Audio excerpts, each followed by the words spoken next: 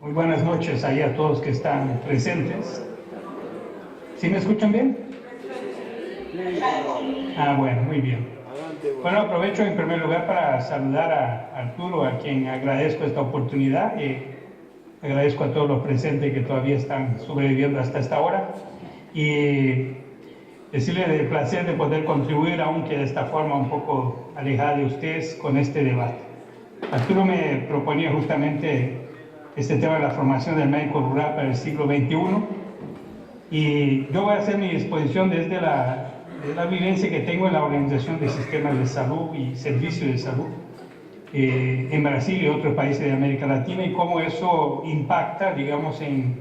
la necesidad de perfil y actuación de los médicos en el espacio rural y sus desafíos como educación y práctica, ¿no? En primer lugar, me gustaría destacar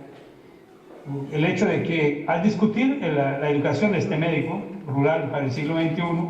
evidente que buena parte de los desafíos que este debate implica son desafíos generales a la educación médica. O sea, los grandes desafíos relacionados al contenido de la educación, de un conocimiento médico en continua expansión y que es abrumador muchas veces para los estudiantes organizar este conocimiento de una forma aplicada, una práctica coherente, calificada, humana y además muy preocupada también con la racionalidad de uso de los recursos y los costos que eso implica para los sistemas de salud. Y el hecho de que somos una profesión, como profesión médica, que tiene inúmeras crisis actualmente, ¿no? No solo de la relación con un campo de conocimiento vasto y permanentemente cuestionado, sino también una crisis de inserción social y de alguna forma una demanda urgente de revisar la manera como nos relacionamos con los pacientes, ¿no? Hasta nanogestión de un paciente que ya no es tan paciente, un paciente que tiene mucho más información y que empieza a cuestionar y dudar y muchas veces demandar con mucho más, digamos, exigencia el desempeño del médico y la forma como es cuidado por el sistema de salud. Y eso implica también una crisis profesional en el sentido de que hay otras profesiones que ocupan quizá un espacio de confianza en el espacio asistencial, puesto que van ganando una potencialidad de totalización de la necesidad del paciente que muchas veces nosotros perdimos como práctica profesional que se va especializando, se fracturando en inúmeros campos y donde muchas veces la gestión integral de la necesidad del paciente se hace realmente muy difícil, ¿no? Y el médico general, el médico comunitario, el médico de familia, el médico rural en este contexto, porque a la larga el médico rural es un médico general de familia, comunitario, en ambiente rural, tiene de un lado algunas ventajas de poder ejercer un rol mucho más integrado en la práctica profesional. Potencialmente tiene ventajas ahí. Pero por otro lado quizá no esté formado para aprovechar todas estas ventajas, ¿no? Puesto que buena parte de la educación médica sigue todavía un modelo muy tradicional, muy flexneriano, muy fragmentado en su conocimiento y frecuentemente no ofrece espacios de práctica en lo que serían los escenarios equivalentes, ¿no?, de la práctica en comunidades urbanas sin gran apoyo tecnológico y de sistema de salud y sobre todo también en este caso nuestro en comunidades rurales donde muchas veces el soporte interprofesional y el aparato de plataformas tecnológicas no es inmediatamente accesible, lo que implica muchas veces una práctica profesional algo aislada. Pero eso lo digo con el riesgo de generalizar una condición de un médico rural que es muy variada, ¿no? Lo que se observa es que hay médicos rurales, por ejemplo, que actúan en el medio rural a partir de una base urbana y un centro urbano más o menos estructurado para tal, y que lo que hace es una incursión asistencial en comunidades y personas que viven del espacio rural, que es la extensión del territorio de estos centros urbanos en el interior de los países. Por otro lado, y lo he visto mucho en la zona amazónica de Brasil, hay médicos rurales que son, bueno, médicos aislados, ellos son la institucionalidad sanitaria en territorios muy vastos y que son finalmente la cabeza de un pequeño equipo con una estructura muy limitada en términos de recursos, las llamadas unidades mixtas, ¿no? Pequeños hospitales con área ambulatoria, área de internación, área de pequeñas cirugías, obstetricia, etcétera, y que son el médico que hace todo en un ambiente, territorio de población muy extendido y que le demanda un continuo desafío a sus conocimientos, pues debe absorber una necesidad clínica muy variada y además de alguna manera ejercer una gestión de los recursos de forma directa, siendo muchas veces el encargado, digamos, de la gestión de estas mismas estructuras sanitarias donde trabaja. Por lo tanto, hablar de un espacio de práctica rural puede significar muchas cosas, dependiendo de la estructura del sistema de salud, de los territorios sociales donde actúa este médico y la existencia o no de otros médicos, de otros equipos de salud que puedan configurar una comunidad profesional, ¿no? En estos casos. Pero de forma general lo que demanda la formación de este médico hacia el siglo XXI es en primer lugar un sentido de gestión clínica muy integrado, ¿no? O sea, con tres elementos fundamentales que serían válidos para cualquier formación médica, pero que quizás tenga aquí un grado de exigencia aún mayor para médicos que van a actuar en áreas rurales y ambientes donde tienen que ejercer una mayor amplitud, ¿no? De cuidado médico y sanitario. El primer aspecto de la gestión clínica que hay que destacar es cómo traducimos para esta práctica profesional y para la educación para esta práctica profesional la centralidad del paciente. O sea, la centralidad del paciente y su familia es un proceso que demanda en este caso una capacidad de gestión de necesidades clínicas que son muy abarcativas, ¿no? Como médico general, el médico rural es un médico que tiene que ser capaz, teóricamente y prácticamente, de ejercer un cuidado que implica tanto niños cuanto adultos mayores, enfermedades agudas, situaciones de urgencia, cuanto el manejo de condiciones crónicas de una forma integral. Pero no solo eso, también tiene que poder entender la necesidad de estos pacientes, familias y sus comunidades poblacionales territoriales desde una perspectiva que tendrá que necesariamente ejercer un conocimiento, aplicar un conocimiento desde la salud colectiva, de la salud pública, entendiendo entonces el espacio en que hace su práctica como un espacio que tiene que observar los elementos que afectan la salud de estos individuos y sus colectividades. En medio rural es notorio, por ejemplo, el problema de uso de agrotóxicos y otros componentes que afectan la salud colectiva y la salud individual, y que eso demanda una formación que pueda establecer, ¿no? Los nexos de causalidad, identificar temas no solo en términos de diagnóstico y tratamiento individual, sino que además desarrollar la capacidad de intervenir como profesional sobre exposiciones colectivas e individuales que deben ser debidamente documentadas, investigadas y que deberían generar intervenciones, ¿no? En el espacio colectivo y ambiental. Por eso la percepción de una centralidad en paciente y sus familias y comunidades como parte de la educación y la práctica profesional es una dimensión primera de la gestión clínica que en el caso del médico rural puede ser una exigencia bastante grande y amplia en términos de conocimiento y aplicación de conocimiento. Por otro lado, no se puede descuidar el segundo pilar de la gestión clínica aplicado a este ambiente, es cómo constituir un espacio de trabajo interprofesional y un espacio de trabajo en equipo, por más pequeño que sean los equipos, y que lleva a una potenciación de una responsabilidad también de liderazgo médico, de trabajo en equipo, donde el conocimiento de otros profesionales y las prácticas profesionales tendrán que ser desarrollados de forma quizá mucho más exigente que en otros ambientes, ¿no? Por ejemplo, ¿qué se espera de la enfermería en la práctica en equipo en espacios rurales donde el equipo es muy restringido y muchas veces la carga de trabajo clínico tiene que ser dividido justamente con el personal de enfermería? De manera que se potencie más la clínica en enfermería o la enfermería en la clínica, de manera a poder organizar, ¿no? el ciclo de atención clínica con mucho más productividad frente a una demanda que puede ser mayor que la capacidad física de producción de un médico aislado. Y el segundo, este aspecto, que es importante de entenderlo, lleva entonces a una configuración de equipos y trabajo en equipo que tiene que ser mucho más potente, ¿no? y mucho más integrado. Realmente hay un desafío de poder trabajar en equipo de forma horizontal, de forma mucho más, yo diría, integrada en términos de la actividad interprofesional. Eso no es cualquier cosa porque además implica muchas veces también generar un trabajo de equipo que se proyecta en las referencias, ¿no?, de servicios que cubren los territorios rurales donde están estos profesionales, ¿no? Por ejemplo, en una región donde la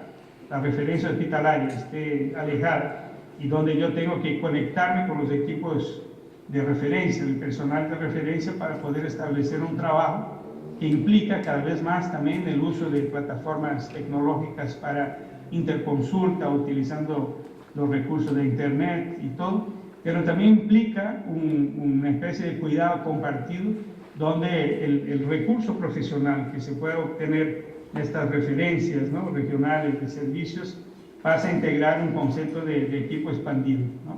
donde yo no puedo simplemente trasladar al paciente, sino que tengo que hacer una integración asistencial que permita no haber discontinuidad asistencial en cuanto utiliza este paciente un servicio de referencia, cuando vuelve este paciente de su atención especializada y se reintegra al cuidado bajo la responsabilidad médica del médico rural y su equipo. Creo que eso es un tema que muchas veces es bastante difícil de garantizar.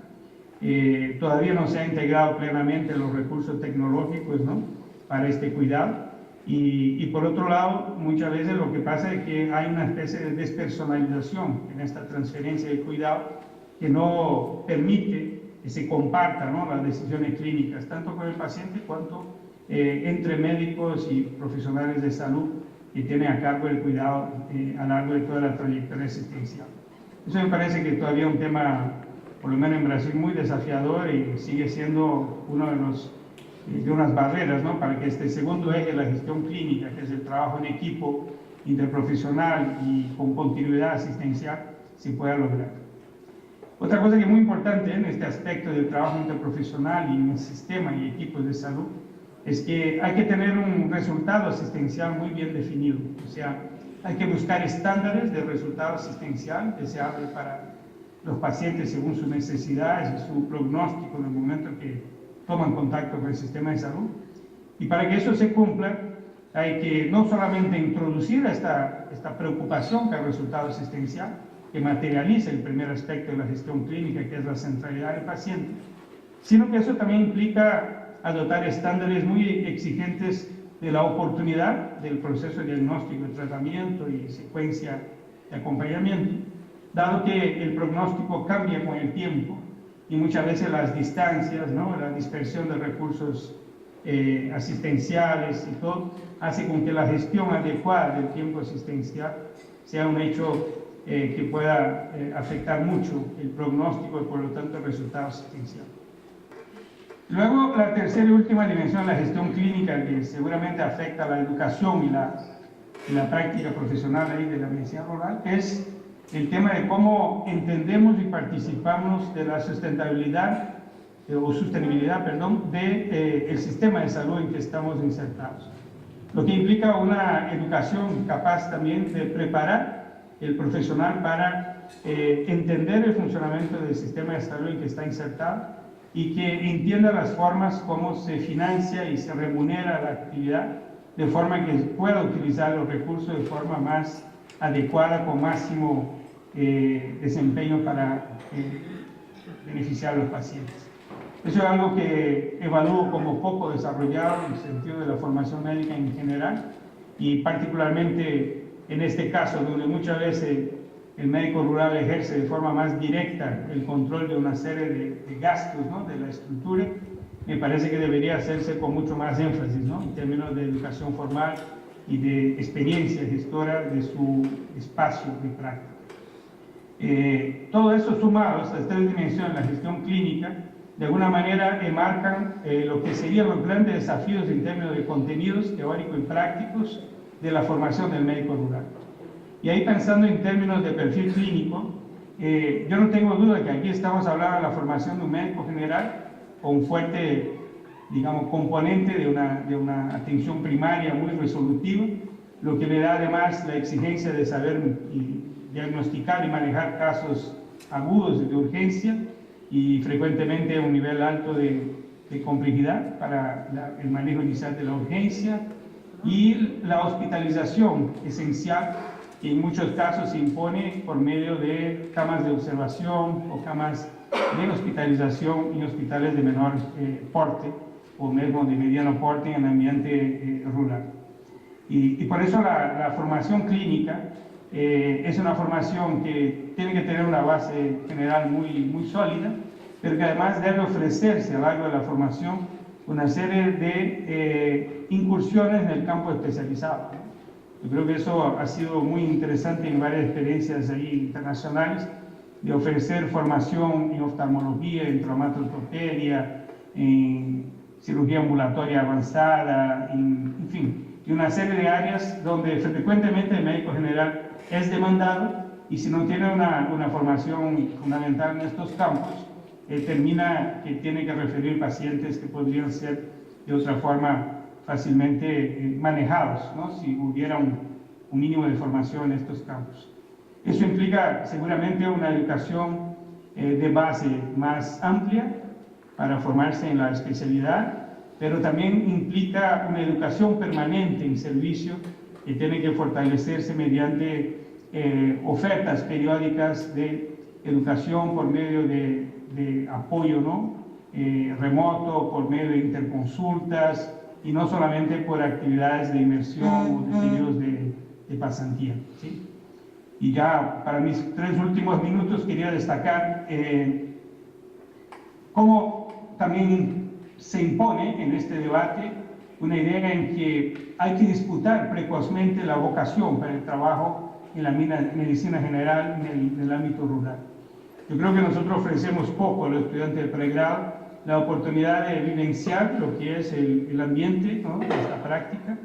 y algo que yo pienso que debería hacerse precozmente, o sea, identificando potenciales campos de práctica profesional, explorando la naturaleza de este tipo de práctica a partir de sus aspectos más, yo diría, vinculantes, que es la posibilidad de tener una población y acompañarla a lo largo del tiempo, como es la práctica en atención primaria en general. Y luego el tema del ambiente rural como un espacio de descubiertas, ¿no?, de vinculación con ámbitos amplios ahí de determinación de la misma salud, ¿no?, del ambiente, de las personas. Y por otro lado, hay también una perspectiva que me parece clara, que en esta exposición precoz, que debería hacerse a lo largo ya de toda la formación, ir canalizando lo que serían vocaciones para una formación que pudiera dar abasto entonces a un perfil ya en el pregrado que pudiera ser más adecuado a las futuras prácticas. En lo que dice respecto al perfil profesional que se involucra en la medicina rural, por lo menos en Brasil se observa que hay muchos médicos jóvenes que van en un primer momento a estos espacios de práctica,